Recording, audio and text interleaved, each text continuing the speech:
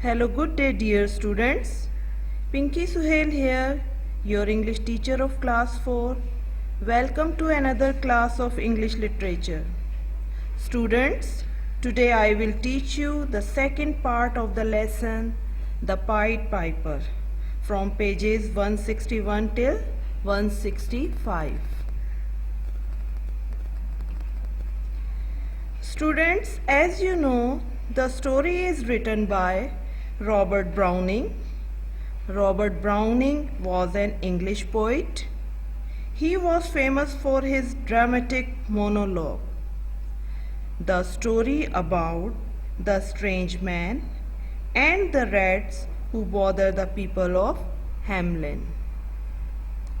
Students, I hope you enjoying the story. Concentrate it carefully because at the end you will get the homework.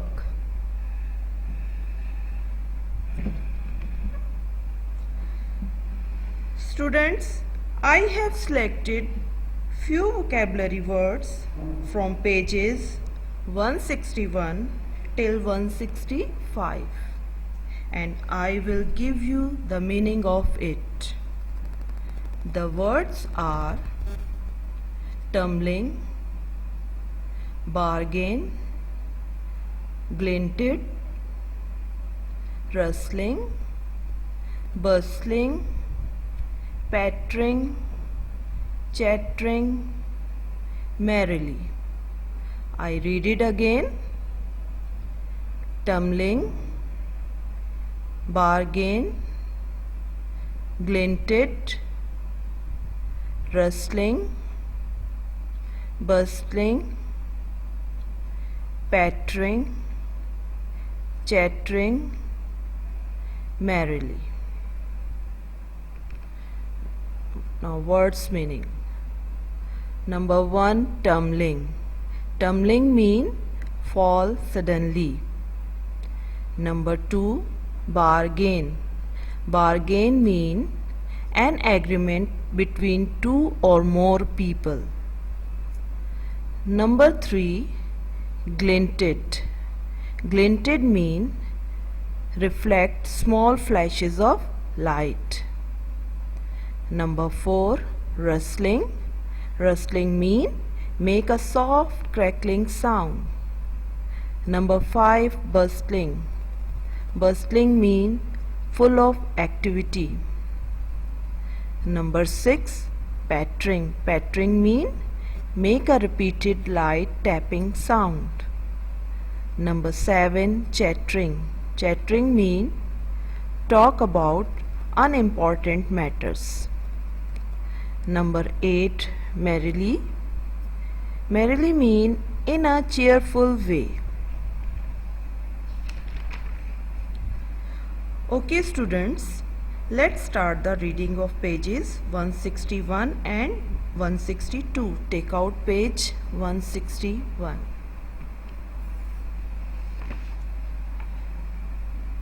Suddenly, out of the houses, the rats came tumbling. Great rats, small rats, lean rats, browny rats, fathers, mothers, uncles, cousins, families by tens and dozens, brothers, sisters, husbands, wives, all followed the piper. From street to street they went till they came right down to the edge of the big river, and there the piper turned sharply about and stepped aside. All the rats tumbling head over heels down the bank into the river and drowned. Every single one, except one big old fat rat. He didn't sink. He swam across and ran away down south to live.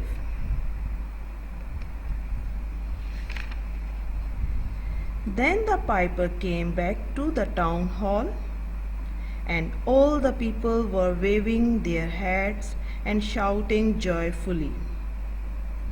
The mayor said they would have a big celebration in the middle of the town.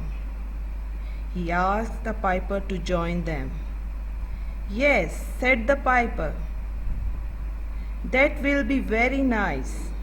But first I should like my money. Oh, aha, ahem, said the mayor. That was a joke. I do not joke, said the piper very quietly. My 5,000 marks, please. Oh, come now, said the mayor. You know very well it wasn't worth 5 cents to play a little tune like that. Call it 5 marks? A bargain is a bargain, said the piper. For the last time, will you give me my money? I will give you 5 marks, something good to eat, and call you lucky at that, said the mayor sharply. Then the piper's mouth grew strange and thin, and his eyes glinted. He said to the mayor very softly, I know another tune. I play it to those who play me false. Play what you please. You can't frighten me. Do your worst, said the mayor, making himself big. Students, rats from every corner followed the Pied Piper and his music. The strange man took them all to a river. There, one by one, all the rats fell into the water and drowned. Hamelin was free from rats. The Pied Piper went back to collect his reward, but now that their problem was solved, the greedy mayor did not want to pay him any money. The Pied Piper was very angry and thought to teach this town a lesson.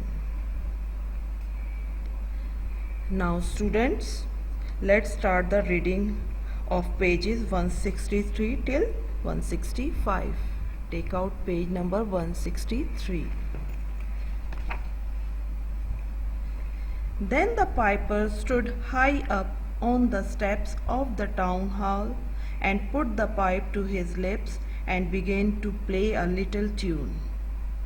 It was a different tune this time, very soft and sweet, and very, very strange. And before he had played 3 notes, you heard a rustling that seemed like a bustling of merry crowds.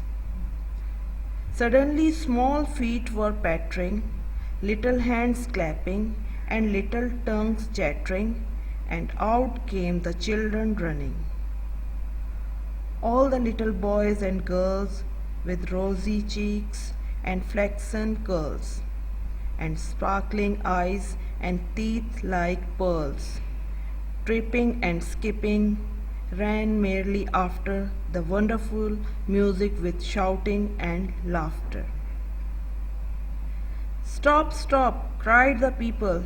He is taking our children. Stop him, mayor. I will give you your money, cried the mayor, and tried to run after the piper. But the same music that made the children dance made the grown-up people stand stock still, as if their feet had been tied to the ground.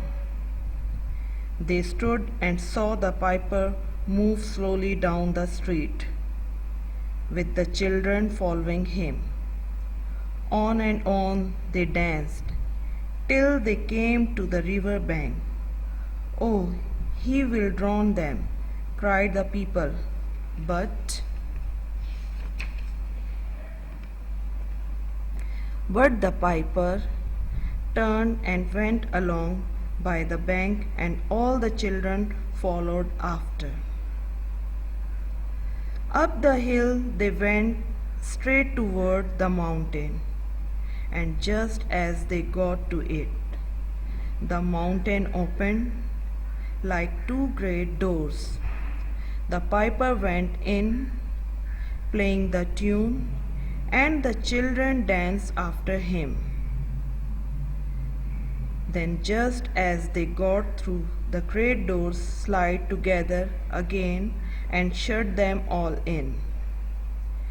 Every single one, except one little child who had hurt his leg and was too slow to get there. The children never came back. But years afterwards, the fat old rat's grandchildren would ask him, "What made you follow the music, grandfather?" He would say, "My dears, when I heard that tune, I thought I heard the moving aside of pickle tub lids and the leaving ajar of preserve cupboards, and I smelled the most delicious old cheese in the world." And then, just as a great yellow cheese seemed to be saying, "Come, eat me," I felt the cold river.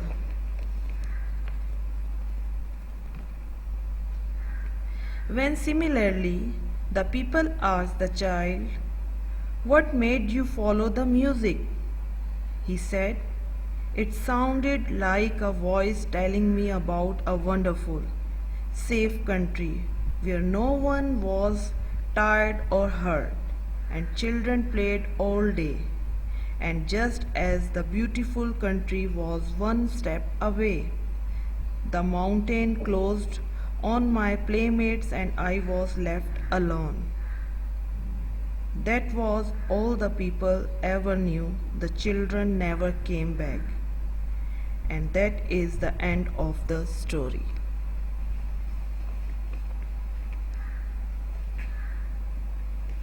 Students, immediately the Pied Piper began playing his flute again. This time all the children in the town heard the music and ran after him. Every girl and every boy of Hamelin began to follow the magical music. The Pied Piper took them all to the cave outside the city and closed the cave door with a huge rock. Only one child was left behind. The little boy had hurt his leg. He went to the townspeople and told them what had happened. Now the mayor was very scared and very ashamed of breaking his promise. Finally, the Pied Piper let the children go. The town of Hamelin had learned never to be ungrateful and greedy. The Pied Piper disappeared, never to be seen again.